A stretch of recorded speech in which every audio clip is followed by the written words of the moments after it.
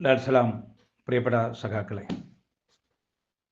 ഇടതുപക്ഷം പ്രതിപക്ഷം നവമാധ്യമ കൂട്ടായ്മയുടെ എല്ലാ പ്രവർത്തകരെയും എല്ലാ കുടുംബ അംഗങ്ങളെയും വളരെ ഊഷ്മളമായി അഭിവാദ്യം ചെയ്യുകയാണ്. നമ്മുടെ ഗ്രൂപ്പിൻ്റെ സെക്രട്ടറി സഖാവ് ഗിരീഷ് എളപ്പാള്, നമ്മുടെ രക്ഷാധികാരി സഖാവ് ബാലൻ മേലഴിയും, നമ്മുടെ ഗ്രൂപ്പിൻ്റെ പ്രസിഡന്റ് സഖാവ് ഉണ്ണികൃഷ്ണേട്ടൻ, നമ്മുടെ ഗ്രൂപ്പിൻ്റെ ട്രഷറർ സഖാവ് ശ്യാം വാണികുളം, നമ്മുടെ ജോയിൻറ്റ് സെക്രട്ടറി സഖാവ് പ്രദീപ് മണലൂർ, മറ്റ് അഡ്മിൻ സാരഥികളെ, ഭരണസമിതി അംഗങ്ങളെ എല്ലാവരെയും വളരെ ഊഷ്മളമായി അഭിവാദ്യം ചെയ്യുകയാണ്. മാസം തോറും നടത്തി വരാറുള്ള നവോത്ഥാന നായകന്മാരെ പരിചയപ്പെടുത്തുന്ന പരിപാടിയിലാണ് വിനീതനായ ഞാനുള്ളത്. നമുക്കറിയാം, ഇന്ത്യ മഹാരാജ്യം ഒത്തിരി പ്രതിസന്ധികളിലൂടെ കടന്നു വന്നതാണ്. വ്യത്യസ്ത ഭരണാധികാരികളിലൂടെ ഭരണം നടത്തി കടന്നുപോയ ഈ രാജ്യത്ത് ജാതി മത വർഗ വൈജാത്യങ്ങൾ ഈ നാടിനെ തെല്ലൊന്നുമല്ല വേദനിപ്പിച്ചത്. വളരെ ക്രൂരമായി നശിപ്പിച്ച് മനുഷ്യരെ വ്യത്യസ്തരാക്കി ചാതുർവർണ്ണത്തിൻ്റെ കൊടും ക്രൂരതയുടെ പര്യായമായി ഈ നാടിനെ ചണ്ടിയാക്കി അവശേഷിപ്പിച്ചു എന്ന് വേണമെങ്കിൽ പറയാം. ജാതി സംബന്ധിയായ സമവാക്യങ്ങൾ തളച്ചിടപ്പെട്ട സമൂഹമായിരുന്നു കേരളീയ ജനതയും. പൊതുവഴിയിൽ നിന്ന് ആറ്റി അകറ്റപ്പെട്ടവർ,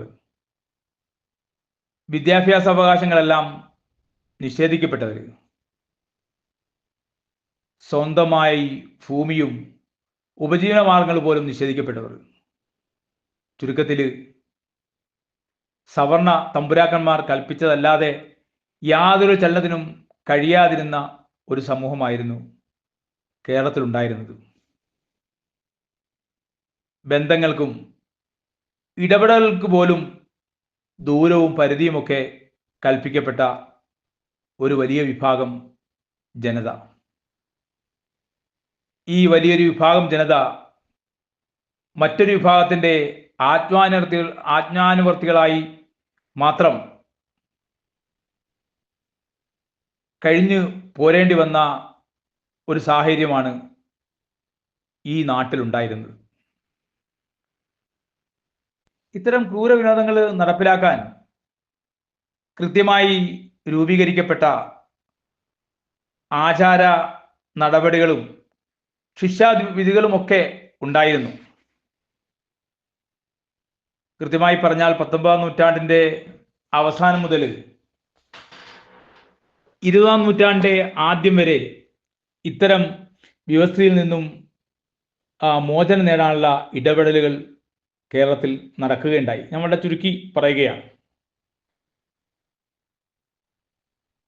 കേരളത്തിലെ നവോത്ഥാന പ്രസ്ഥാനങ്ങൾ ഈ കാലയളവിലാണ് ശക്തി പ്രാപിച്ചിട്ടുള്ളത്. നാം ഇവിടെ പ്രതിപാദിക്കുന്നത് മഹാത്മാ അയ്യങ്കാളി എന്ന ധീരമായ സാമൂഹിക പരിഷ്കർത്താവിനെ കുറിച്ചാണ്. അദ്ദേഹത്തിൻ്റെ ധീരമായ ഇടപെടലിലൂടെ ഈ കേരള നാടിന് ഉണ്ടായ മാറ്റങ്ങൾ നമുക്ക് വർണ്ണിക്കാവതല്ല. ജാതിയുടെ തീക്ഷ്ണനാളങ്ങളിൽ മനുഷ്യരെ തരംതിരിച്ച് അടിമയും ഉടമയും തമ്മിൽ വേർതിരിച്ച് ജനനം കൊണ്ട് മാത്രം മനുഷ്യത്വപരമായ സ്വാതന്ത്ര്യം പോലും ഉപയോഗിക്കാൻ കഴിയാതെ തമ്പ്രാക്കന്മാരുടെ കാലടിയിൽ അമർന്ന് പിടയേണ്ടി വന്നിരുന്ന ഒരു കാലത്താണ് നമ്മുടെ പ്രിയപ്പെട്ട കഥാപുരുഷൻ ജനിക്കുന്നത്. തിരുവനന്തപുരം ജില്ലയിലെ തീരപ്രദേശമായ വിഴിഞ്ഞത്തിനടുത്തുള്ള വെങ്ങാനൂർ എന്ന ഗ്രാമത്തിൽ പെരുങ്കാവിള പ്ലാവത്തറ പുലേത്തറവാടിൽ അയ്യൻ്റെയും മാലയുടെയും പുത്രനായി 1863 ഓഗസ്റ്റ് 28-നാണ് അയ്യങ്കാളിയുടെ ജനനം. കാളി എന്ന് പേരിട്ട് വിളിച്ചു. പിന്നീട് അച്ഛൻ്റെയും കൂടി പേര് ചേർത്ത് അയ്യൻ കാളി എന്നാക്കി. അങ്ങനെയാണ് നമ്മുടെ പ്രിയപ്പെട്ട മഹാത്മാ അയ്യങ്കാളിക്ക് അയ്യങ്കാളി എന്ന പേര് വന്നത്. അയ്യങ്കാളിയുടെ അച്ഛൻ അയ്യൻ വെങ്ങാനൂരിലെ പുലയ സമുദായത്തിന്റെ മൂപ്പനായിരുന്നു. പുത്തളത്ത് നായത്തറവാട്ടിൽ പരമേശ്വരൻ പിള്ളയുടെ അടിയാളന്മാരായിരുന്നു അയ്യനും മാലയും. പരമേശ്വരൻ പിള്ളയുടെ ഭൂമിയിൽ കഠിനാധ്വാനം ചെയ്ത് കാർഷികമായ അഭിവൃദ്ധി ഉണ്ടാക്കുകയായിരുന്നു അയ്യന്റെയും മാലയുടെയും ജോലി. അവരുടെ ഉപജീവന മാർഗവും എല്ലാം ഈ പരമേശ്വരൻ പിള്ളയുടെ ഭൂമിയിൽ പണിയെടുത്ത് ആണ് കണ്ടെത്തിയിരുന്നത്. അക്കാലത്ത് സ്വന്തമായി ഭൂസ്വത്ത് കണ്ടെത്താനോ കൃഷിയിടങ്ങൾ സ്വന്തമായി കൈവശം വെക്കാനോ ഒന്നും പുലയ സമുദായങ്ങൾക്ക് അവകാശം ഉണ്ടായിരുന്നില്ല. നല്ലൊരു കൂര പോലും പണിഞ്ഞ് അതിനുള്ളിൽ സ്വസ്ഥമായിട്ടൊന്ന് വിശ്രമിക്കാനുള്ള അവകാശം പോലും അന്നത്തെ ജാതി വ്യവസ്ഥ ഈ പുലയ സമുദായങ്ങൾക്ക് അനുവദിച്ചിരുന്നില്ല എന്നതാണ് ഏറ്റവും ക്രൂരമായ അവസ്ഥ. നാം മനസ്സിലാക്കണം, ഒരേ തരം മനുഷ്യർ, ഒരേ ചോരയുള്ളവർ, ഒരേപോലെ ജനിക്കുന്നവർ, പക്ഷേ അവർ ജനിച്ചു വന്ന കുലത്തിന്റെ പേരിൽ മാത്രം അധസ്ഥിതരായി തമ്പ്രാക്കളുടെ, നായന്മാരുടെ ഒക്കെ ജോലിക്കാരായിട്ട് സമൂഹത്തിന്റെ പിന്നാമ്പുറങ്ങളിലേക്ക് പുറന്തള്ളപ്പെടുന്ന നീചമായ ജാതി ആചാരങ്ങളാണ് ആ കാലത്തിലൊക്കെ നിലനിന്നിരുന്നത്. അച്ഛനോടൊപ്പം ആടുമാടുകളെ മേച്ചും കൃഷിസ്ഥലത്ത് കൂടെ പോയി കാർഷിക പണിയൊക്കെ ചെയ്തുമാണ് നമ്മുടെ അയ്യങ്കാളി കഴിഞ്ഞത്. മകന് ബാല്യത്തിൽ വിദ്യാഭ്യാസം നൽകണമെന്ന് അയ്യന് വലിയ ആഗ്രഹം ഉണ്ടായിരുന്നെങ്കിൽ പോലും അന്നത്തെ ജാതീയ സംവിധാനത്തിൽ അയ്യങ്കാളിക്ക് വിദ്യാഭ്യാസം കൊടുക്കാൻ അയ്യനെ കൊണ്ട് സാധിച്ചില്ല. നമുക്കറിയാം, പൊതുനിരത്തുകളിൽ പോലും യാത്ര ചെയ്യാൻ പോലും അവകാശം നിഷേധിക്കപ്പെട്ട ഒരു സമൂഹത്തിന്റെ ഭാഗമായിട്ടാണ് അയ്യങ്കാളി ജനിച്ചതും വളർന്നതും. കാട്ടു നീതികളോടെല്ലാം അയ്യങ്കാളിക്ക് ബാല്യത്തിൽ തന്നെ വെറുപ്പ് തോന്നി തുടങ്ങി. തീണ്ടല്, തൊടിയില്, അടിമത്ത ആചാരങ്ങള്. പുലയന്മാര് അക്കാലത്ത് യാത്ര ചെയ്യുന്നത് കുറ്റിക്കാടുകളിലൂടെയും ആളൊഴിഞ്ഞ പ്രദേശങ്ങളിലൂടെയുമായിരുന്നു. ഏതെങ്കിലും നായരോ തമ്പ്രാന്മാരോ ആ വഴിയെങ്ങാണം നടന്നു വന്നാൽ ഇവർ ഓടി ഒളിക്കണം. ഇവരെങ്ങാണം ഈ ഇടവഴിയിലൂടെയോ കുറ്റിക്കാടുകളിലൂടെ നടക്കുമ്പോൾ ഇഞ്ചാവോ ഇഞ്ചാവോ എന്ന് ഉച്ചത്തിൽ വിളിച്ചുകൊണ്ട് വേണം നടക്കാൻ. എങ്ങാണം സവർണനെ നേരിൽ കണ്ടാൽ അതികഠിനമായ ശിക്ഷയും സ്വീകരിക്കണം. ഇഞ്ചാവോ ഇഞ്ചാവോ എന്ന് ശബ്ദമുണ്ടാക്കുന്നത് സവർണർക്ക് അറിയാൻ വേണ്ടിയാണ്, ഇങ്ങനെയുള്ള ആൾക്കാർ വരുന്നുണ്ട് എന്നറിയാൻ. ഇങ്ങനെ പൊതു നിരത്തുകളിലൂടെ നടക്കാൻ പോലും സ്വാതന്ത്ര്യമില്ലാത്തവർ, തൊട്ടുകൂടാത്തവർ, തീണ്ടിക്കൂടാത്തവർ, ദൃഷ്ടിയിൽ പെട്ടാലും ദോഷമുള്ളവർ എന്ന് കുമാരനാശാൻ പറഞ്ഞതുപോലെ ഒട്ടല്ലഹോ ജാതി കോമരങ്ങൾ, വർണ്ണനാതീതമായ, വർണ്ണമില്ലാത്തവന്റെ സങ്കടങ്ങൾ നിറഞ്ഞ ഒരു കാലത്തേക്കാണ് നമ്മുടെ അയ്യങ്കാളി നടന്ന് നീങ്ങിയത്. അക്കാലത്ത് ഒരു പുലയനെ തല്ലിക്കൊന്നാൽ പോലും ഒരാളും ചോദിക്കാൻ അധികാരമുണ്ടായിരുന്നില്ല. എന്തിനു വേണ്ടി ഒരു പുലയനെ കൊന്നു എന്ന് ഒരു ചോദ്യം പോലും ആ വിഷയത്തിൽ വരാൻ പാടില്ലായിരുന്നു. മനുസ്മൃതിയിൽ തന്നെ പറഞ്ഞത്, ഇങ്ങനെ അവർണരായ ആൾക്കാരെ ഒരു എലിയുടെയോ മാക്രിയുടെയോ ആമയുടെയോ പോലെ ജന്മങ്ങളാണ്. അവരെ കൊല്ലുന്നത് കൊണ്ട് യാതൊരു തെറ്റുമില്ല എന്ന് പോലും വ്യവസ്ഥാപിതമായി എഴുതി വെക്കപ്പെട്ട ഒരു സമുദായത്തിൻ്റെ ദയനീയമായ കഥകളാണ് ആ കാലത്ത് കേരളത്തിൽ പോലും നടമാടിയിരുന്നത് എന്നുള്ളതാണ് വളരെ ദുഃഖമായ സത്യം. അച്ഛനോടും അമ്മയോടും ഒപ്പം പണിയെടുത്ത് അയ്യങ്കാളി നല്ലൊരു കൃഷിക്കാരനായി മാറി. ചെറുപ്പത്തിൽ തന്നെ അദ്ദേഹത്തിൻ്റെ സമപ്രായക്കാരിൽ നിന്നൊക്കെ വ്യത്യസ്തനായ ഒരു മനുഷ്യനായിരുന്നു അയ്യങ്കാളി. കൂട്ടുകാരുമായിട്ടൊത്ത് കൂടുമ്പോഴൊക്കെയും ജാതീയമായ ഉച്ചനീചത്വങ്ങളെക്കുറിച്ചൊക്കെ സംസാരിക്കുക അയ്യങ്കാളിയുടെ പതിവായിരുന്നു. ഈ സംസാരത്തിലൂടെയെല്ലാം ആടി ഉലയുന്ന സ്വാതന്ത്ര്യബോധത്തെക്കുറിച്ചുള്ള പടപ്പുറപ്പാടിനുള്ള ശ്രമങ്ങളായിരുന്നു അയ്യങ്കാളി നടത്തിക്കൊണ്ടിരുന്നത്. കൂട്ടുകാരോടൊത്ത് കളിക്കുമ്പോൾ നാടൻ പാട്ടുകൾ പാടിയും നാടകങ്ങൾ കളിച്ചും, കക്കരശി നാടകം എന്ന് പറയുന്ന ഒരു നാടകം ഇവരുടെ ഇടയിൽ, പുലയ സമുദായങ്ങളുടെ ഇടയിൽ അന്ന് ഉണ്ടായിരുന്നു. അങ്ങനെ ഈ നാടകങ്ങളൊക്കെ കളിച്ചും അയ്യങ്കാളി അദ്ദേഹത്തിൻ്റെ സഹവൃന്ദത്തെ വിപുലപ്പെടുത്തിക്കൊണ്ടേയിരുന്നു. ഇങ്ങനെ കൂട്ടുകൂടി സമപ്രായക്കാരെല്ലാം ചേർത്ത് ചെറുപ്പക്കാരുടെ വലിയ സംഘമായി മാറുന്നതിന് അയ്യങ്കാളിയുടെ ഈ ഇടപെടൽ സഹായകരമായി. അത്തരം കൂട്ടുകൂടലുകളിലെല്ലാം തന്നെ അയ്യങ്കാളി നീചമായ ജാതി വ്യവസ്ഥയുടെ അസ്വാതന്ത്ര്യത്തെക്കുറിച്ച് ബോധ്യപ്പെടുത്തുകയും ഓരോ യുവാക്കളുടെയും മനസ്സിൽ സ്വാതന്ത്ര്യത്തിന് വേണ്ടിയുള്ള ഉൾപ്പുളങ്ങൾ സൃഷ്ടിക്കുകയും വിപ്ലവകരമായ ചിന്തകൾ കൈമാറി കൊടുക്കുകയും ഒക്കെ ചെയ്തിരുന്നുവെന്ന് ചരിത്രം വായിക്കുമ്പോൾ നമുക്ക് മനസ്സിലാകും. ക്രൂരമായി പീഡിപ്പിക്കപ്പെടുന്ന ജാതി വ്യവസ്ഥയ്ക്കെതിരെ ശക്തമായി എതിരിടണമെങ്കിൽ കായികപരമായ ശേഷി ഉണ്ടാകണമെന്ന് ഒരു തിരിച്ചറിവ് അയ്യങ്കാളിക്കുണ്ടായി. അങ്ങനെയാണ് അയ്യങ്കാളിയെ ആയോധന കല പഠിക്കാൻ പ്രേരിപ്പിച്ചത്. പുലയ സമുദായങ്ങളുടെ ഇടയിൽ പേര് കേട്ട കളരി ഗുരുക്കളായിരുന്നു മൂലേക്കാളി, മേലേക്കാളി എന്നിവർ. ഇവരെ ചെന്ന് കണ്ട് അയ്യങ്കാളിയും സഹപ്രവർത്തകരും കളരിയിൽ പ്രാവീണ്യം നേടി. പിന്നീട് തെക്കൻ കളരി, വടക്കൻ കളരി പോലെയുള്ള കളരികളിൽ നിന്ന് വളരെ കൂടുതൽ ആയോധന വിദ്യ അറിയാവുന്നവരെ കൊണ്ടുവന്ന് വീണ്ടും വീണ്ടും ആയോധന വിദ്യയിൽ പ്രാവീണ്യം നേടി. ഇങ്ങനെ ആയോധന വിദ്യാഭ്യാസം നടത്തിയതിലൂടെ തന്നെ ശക്തിബോധം ഉടലെടുക്കുകയും ഇത്തരം ഉച്ചനീചത്വങ്ങൾക്കെതിരെ, ക്രൂരമായ ജാത്യ ആചാരങ്ങൾക്കെതിരെ, സമൂഹത്തിലെ നടമാടിക്കൊണ്ടിരിക്കുന്ന നികൃഷ്ടമായ വെല്ലുവിളികൾക്കെതിരെ യുവാക്കൾക്ക് ബോധം നൽകുകയും അവരെ ശക്തരായി പ്രതിരോധത്തിന് ശേഷിയുള്ളവരാക്കി തീർക്കുകയും ചെയ്യുന്നതിൽ അയ്യങ്കാളി വിജയിച്ചു എന്ന് തന്നെ പറയാം.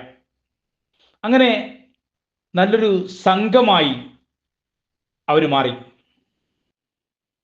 ജാത്യാചാരങ്ങൾക്കെതിരെ വെല്ലുവിളികൾ ഉയർത്തിക്കൊണ്ട് ഇത് മനുഷ്യരാണെന്നും എല്ലാ മനുഷ്യർക്കും തുല്യമായ അവകാശമാണെന്നും ഒരാളും വ്യത്യസ്തനല്ലെന്നുമൊക്കെയുള്ള ബോധം കൊടുത്തിട്ട് നമുക്ക് അവകാശപ്പെട്ടതെല്ലാം നേടിയെടുക്കുന്നതിന് പ്രതിരോധ മാർഗങ്ങൾ സ്വീകരിക്കണമെന്നുമൊക്കെ ബോധവൽക്കരിച്ചുകൊണ്ട് ഒരു വലിയ സംഘത്തെ തന്നെ അയ്യങ്കാളി സംഘടിപ്പിച്ചു. സംഘമാണ് പിന്നീട് അയ്യങ്കാളിപ്പട എന്ന പേരിൽ അറിയപ്പെട്ടത്. നെയ്യാറ്റിങ്കര, വെങ്ങാനൂർ, കോട്ടുകാല്, ചൊവ്വര, മുട്ടൂർ, വെള്ളൂർ, പിന്നെ ബാലരാമപുരം, പാച്ചല്ലൂർ തുടങ്ങിയ സ്ഥലങ്ങളിൽ നിന്നെല്ലാം അയ്യങ്കാളിപ്പടയിലേക്ക് അംഗങ്ങളുണ്ടായി.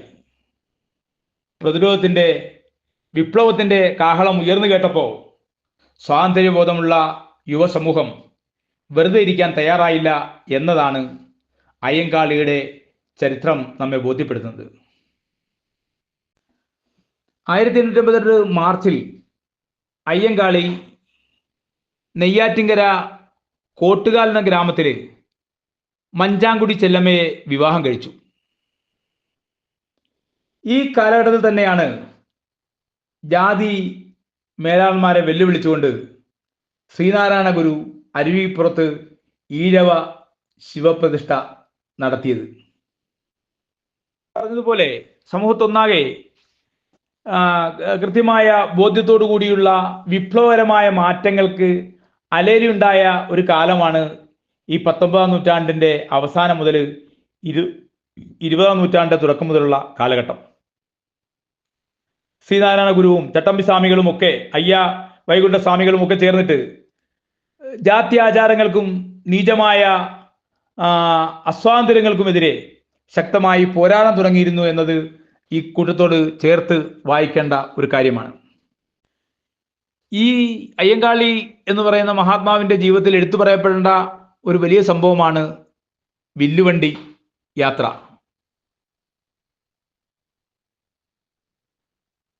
നായരെ കണ്ടാൽ അരക്കുമേൽ വസ്ത്രം ധരിക്കാൻ അവകാശമില്ലാത്തവർ, സ്ത്രീകൾ മറക്കാതെ വേണം നായരെ സമീപിക്കേണ്ടത്. അങ്ങനെയുള്ള നിഷ്കർഷതയുള്ള കാലം, ചെരുപ്പ്, കുട, നല്ല വസ്ത്രങ്ങൾ, ആഭരണങ്ങൾ, ഇതൊക്കെ നിഷിദ്ധമായിരുന്ന കെട്ടകാലം. പൊതുനിരത്തുകളിൽ ദളിതനെ ആട്ടി ഓടിക്കപ്പെടുന്ന കാലം. ഇങ്ങനത്തെ ഒരു കാലത്ത് വളരെ ആത്മബോധത്തോടു കൂടി അയ്യങ്കാളി സംഘടിപ്പിച്ചൊരു യാത്രയാണ് വില്ലുവണ്ടി യാത്ര. 1893 അയ്യങ്കാളി വില്ലുവണ്ടി യാത്ര ആരംഭിക്കുന്നത്.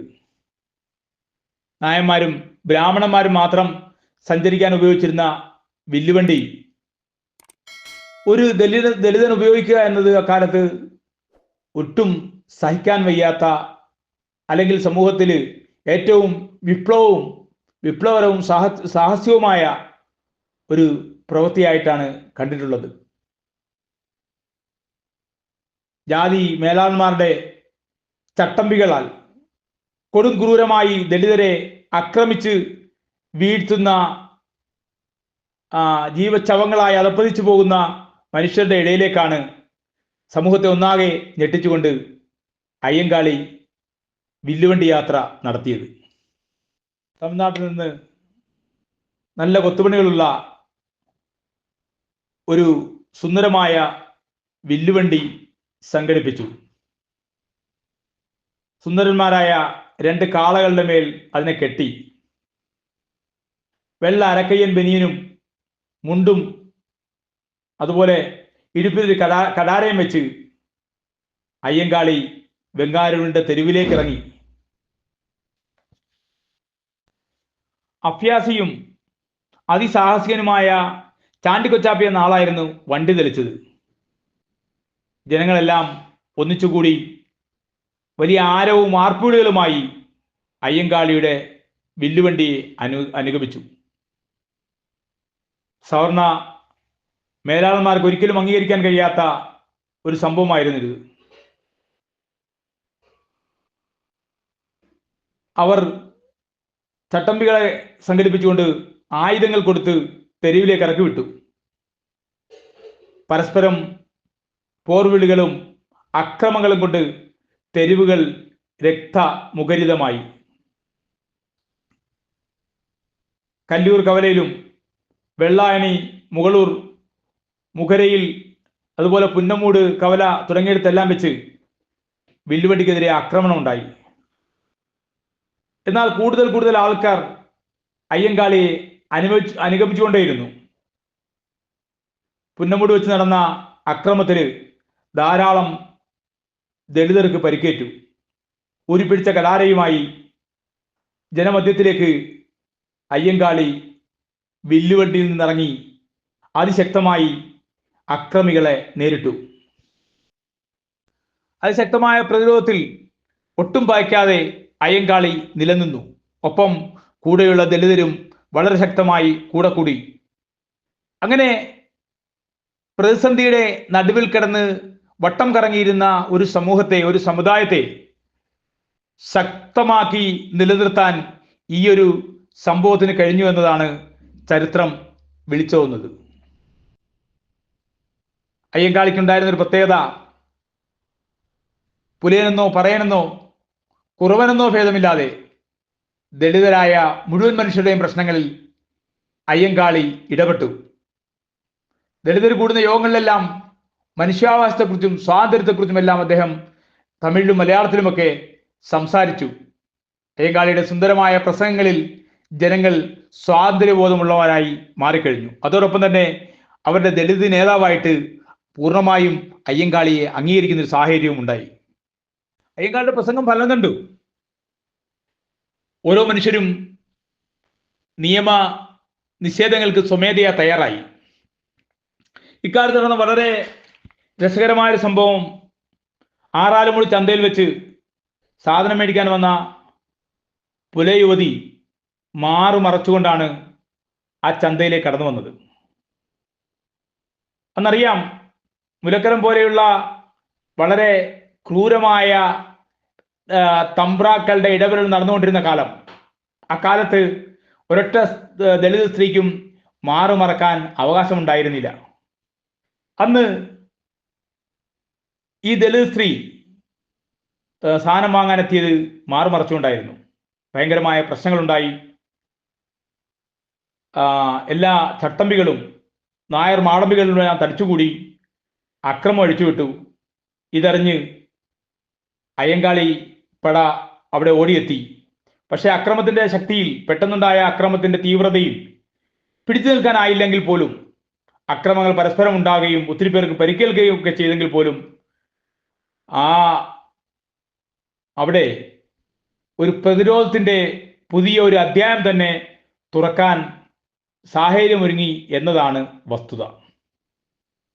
ആറാലമൂട് സംഭവത്തെ തുടർന്ന് കഴക്കൂട്ടം, കണിയാപുരം, ചെന്നിത്തല, നെടുമങ്ങാട്, കാവാലം, നേമം, മണക്കാട്, പേട്ട, പാറശാല, പരശുവെക്കൽ, അമരവിള, നെയ്യാറ്റിങ്കര, പെരുമ്പഴുതൂർ തുടങ്ങിയ സ്ഥലങ്ങളിലെല്ലാം സവർണര് ദളിതരെ ക്രൂരമായി ആക്രമിച്ചു.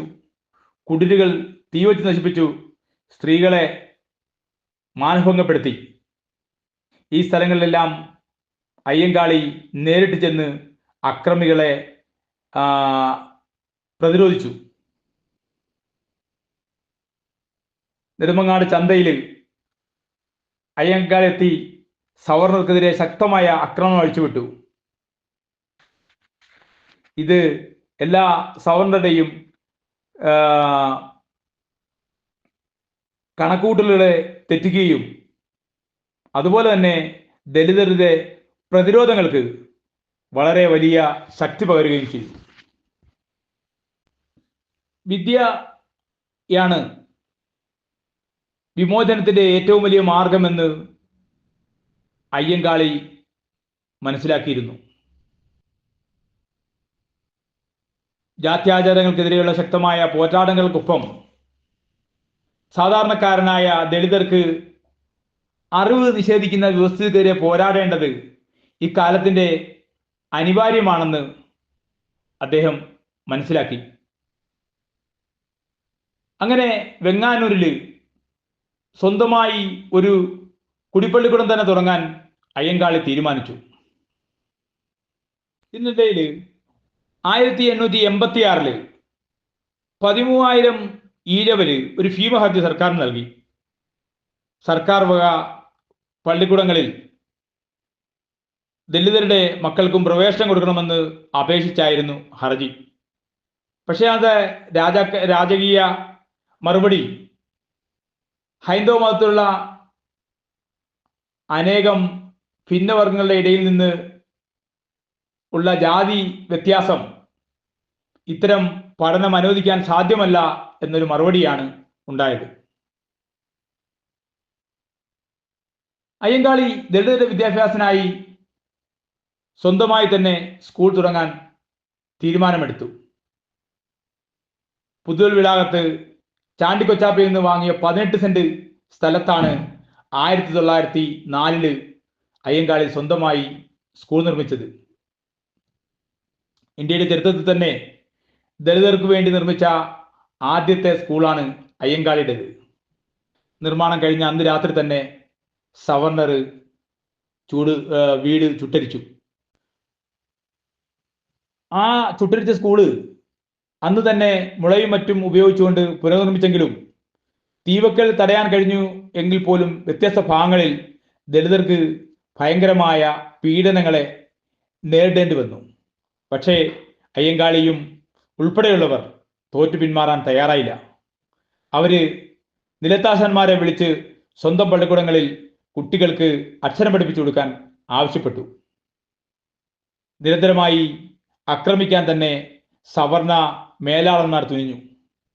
ഇത്തരം ഒരു സാഹചര്യം വന്നപ്പോൾ തങ്ങളുടെ വിദ്യാർത്ഥികളുടെ പഠനം മുടക്കുന്ന സാഹചര്യത്തെ മറ്റ് പ്രതിരോധ മാർഗങ്ങൾ കൊണ്ട് എതിർക്കണമെന്ന് അയ്യങ്കാളി മനസ്സിലാക്കി.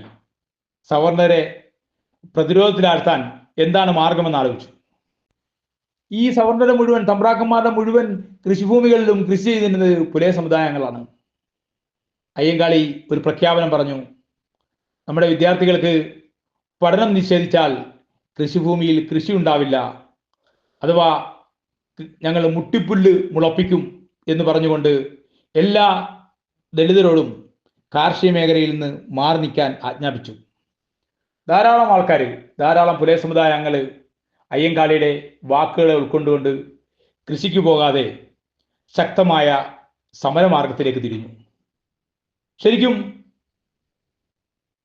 തമ്പ്രാക്കന്മാരുടെ സകല ശക്തിയും പരാജയപ്പെടുത്തുമാറ് ആ കർഷക സമരം നിലനിന്നു എന്നതാണ് വസ്തുത. 1904 സെപ്റ്റംബറിൽ മുഴുവൻ ദളിതരോടും കൃഷിപ്പണികൾ നിർത്തിവെക്കാൻ ആജ്ഞാപിച്ചു. അയ്യങ്കാളി എല്ലാ സ്ഥലങ്ങളിലും നടന്ന് പ്രചരണം നടത്തി. ഒത്തിരി ആൾക്കാർ അദ്ദേഹത്തിന്റെ വാക്കുകളെ ഉൾക്കൊണ്ടുകൊണ്ട് കൃഷിപ്പണിക്ക് ഇറങ്ങാതായി. കർഷക സമരം ആരംഭിച്ചതോടുകൂടി ജന്മിമാര് അക്രമി സംഘങ്ങളെ ഉപയോഗിച്ചുകൊണ്ട് ദളിതരെ ഭയങ്കരമായി മർദ്ദിച്ചു.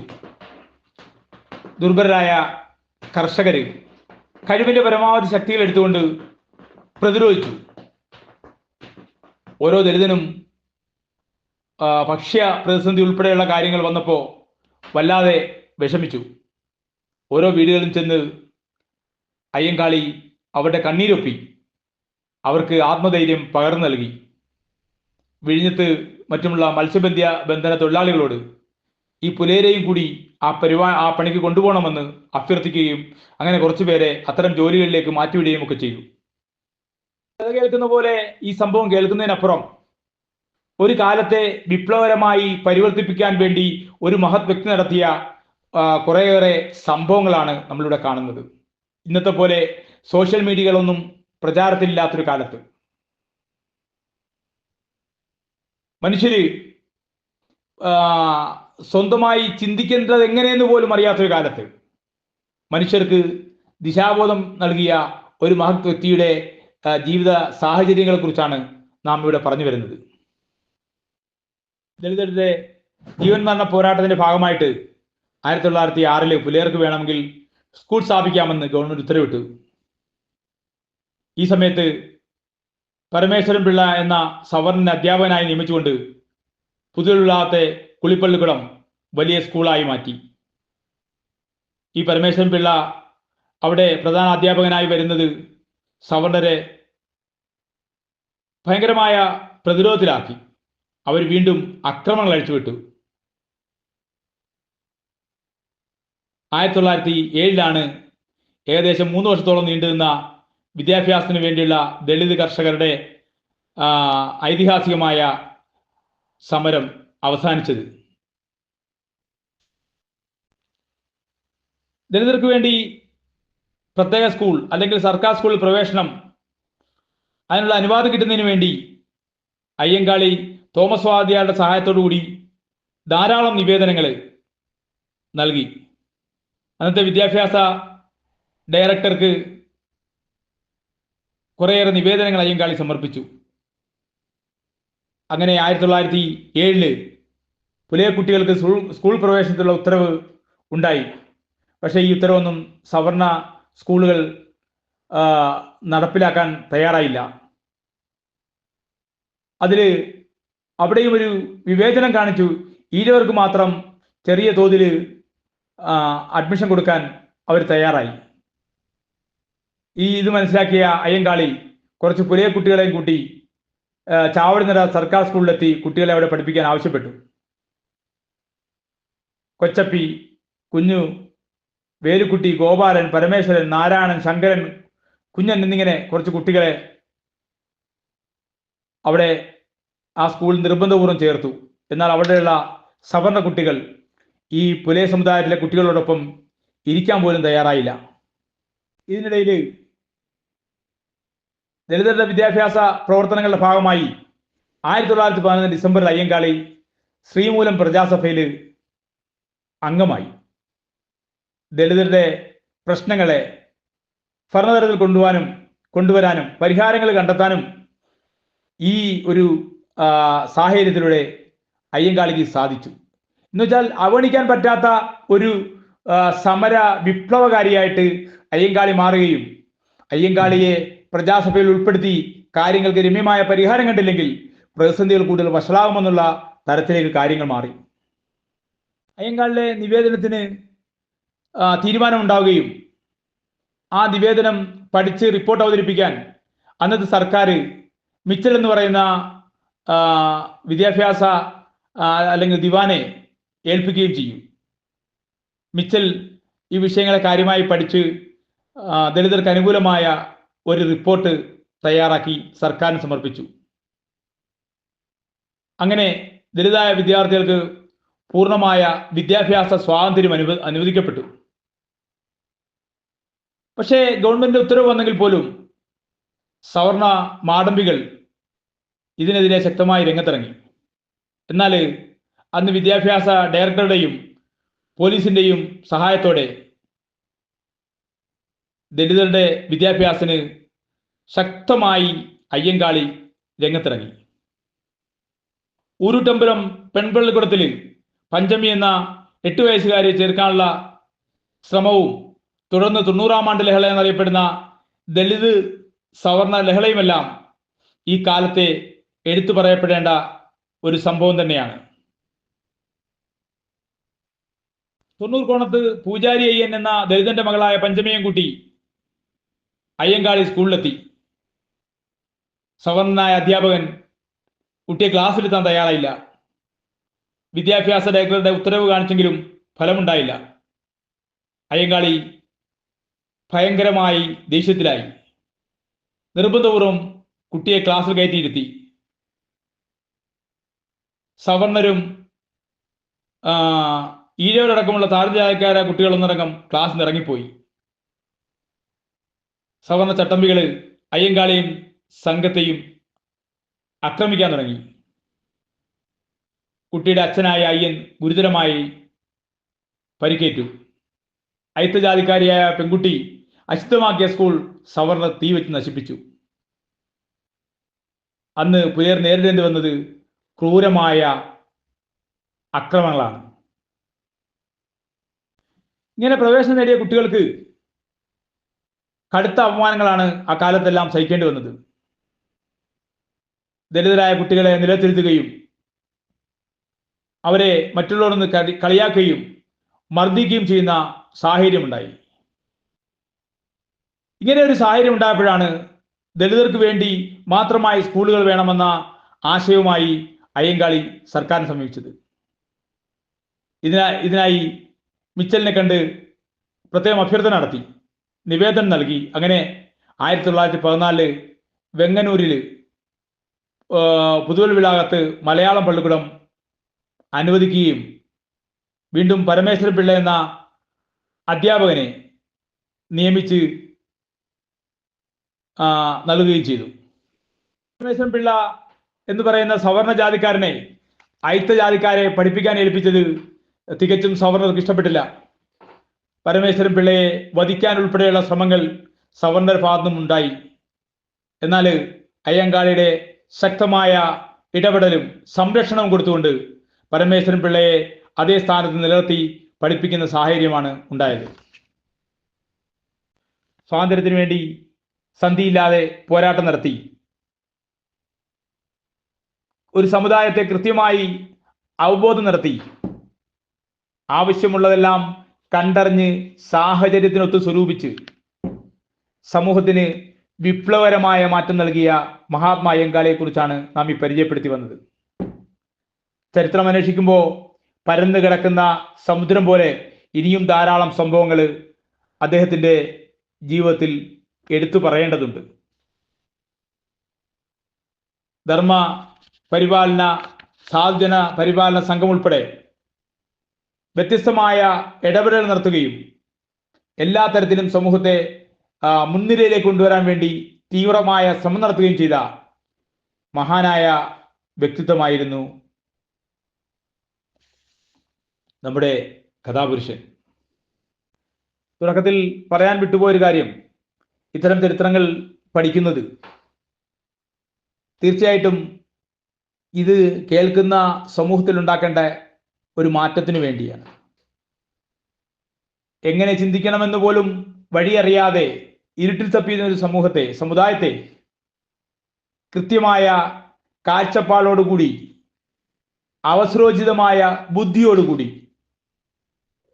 പ്രതിരോധ മാർഗങ്ങൾ കൃത്യമായി അവലംബിച്ചുകൊണ്ട് സമൂഹത്തിനെ ഒന്നാകെ മാറ്റിയെടുത്ത ധീര വിപ്ലവ പോരാളിയുടെ ചരിത്രരേഖകളാണ് ചെറിയൊരു തരത്തിൽ അന്വേഷിച്ച് നാം ഇവിടെ എത്തിച്ചത്.